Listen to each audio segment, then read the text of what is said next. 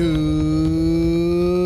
morning. Welcome to 49ers in 5, your daily update on everything happening with the team that you need to know. I'm Rob Stats Guerrera. Today is Thursday, April 6th, 2023. Here's what's happening with your San Francisco 49ers.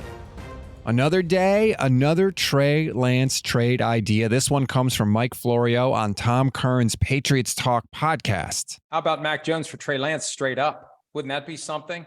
I'm kidding unless I think about it some more and realize I shouldn't be kidding. But if Mac Jones was the guy that Shanahan wanted, and I know Sims, who's tight with Shanahan, believed when they did the trade that Jones was the guy and that Shanahan got talked out of it, just like he got talked out of waiting for Kirk Cousins and talked into Jimmy Garoppolo. He got talked out of Mac Jones and talked into Trey Lance. Why not Trey Lance for Mac Jones if it would come down to it? Now, I don't know if the Patriots would want Trey Lance, but when you look at the struggles Bills had against mobile quarterbacks as a defensive coach, why wouldn't you want to try to get the most you could out of a quarterback with real mobility? But I'm fascinated by the possibilities. You know, I would really like it if we all would stop trying to trade Trey Lance. Just, can we have him on the team this year, please? And look, I get it.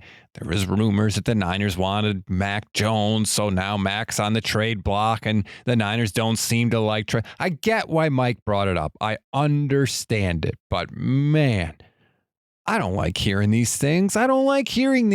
You all know where I stand on this. I want Trey on the team. I want him to start. I want him to play.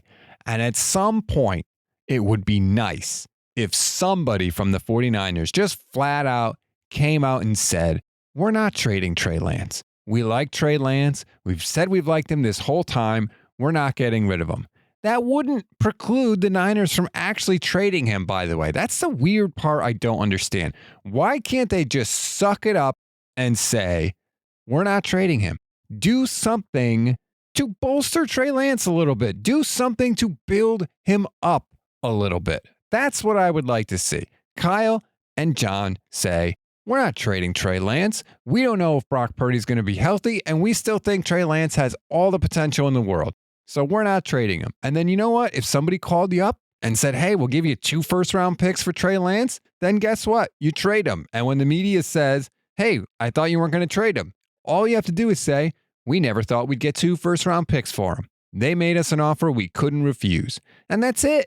So it just seems weird to me that the 49ers don't just do the thing that boosts up the player on your own team. But they don't seem to want to. So here we are. Speaking of Lance, by the way, did you happen to see the comeback player of the year odds? Now, these are from betonline.ag. Damar Hamlin is first.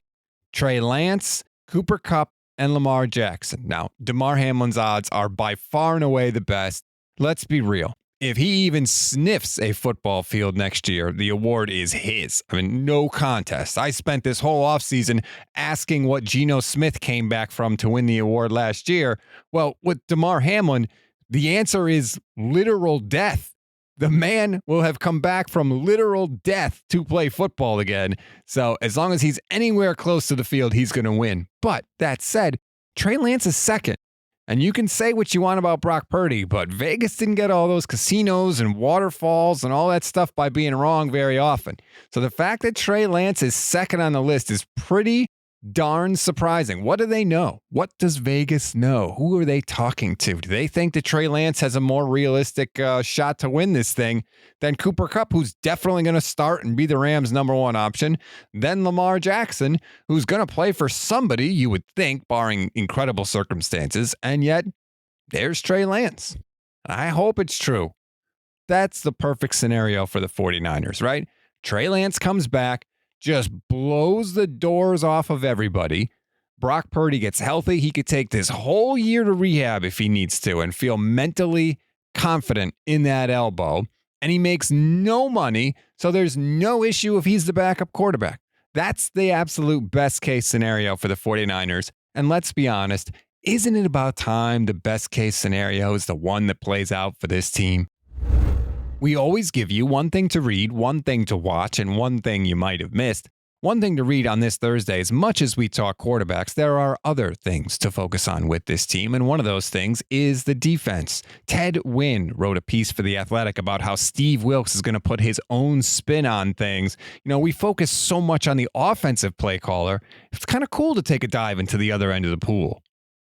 One thing to watch, the Ravens refused to answer questions about Lamar Jackson in their pre-draft press conference yesterday. It got so bad that the PR team actually had to step in and try and get reporters to stop asking questions about Lamar Jackson, which, shout out to you, Baltimore Ravens beat writers. Good on ya. Of course, Lamar officially requested a trade from the team last month, so we'll see where that goes. I still would love to see the 49ers get in on the Lamar Jackson sweepstakes. One thing you may have missed, 2 games are going to look a little different for the 49ers next season, and those are the games against the Arizona Cardinals because they're reportedly getting new uniforms for 2023. Could be the only thing that goes right for the Cardinals in 2023. That's a wrap on today's 49ers in 5. Please rate, review, and follow the Gold Standard Podcast Network. Enjoy your Thursday, everybody. Stay tuned for the Gold Standard Podcast with myself and Levin Black. That drops later today. I'm Rob Stats Guerrera. We'll talk tomorrow.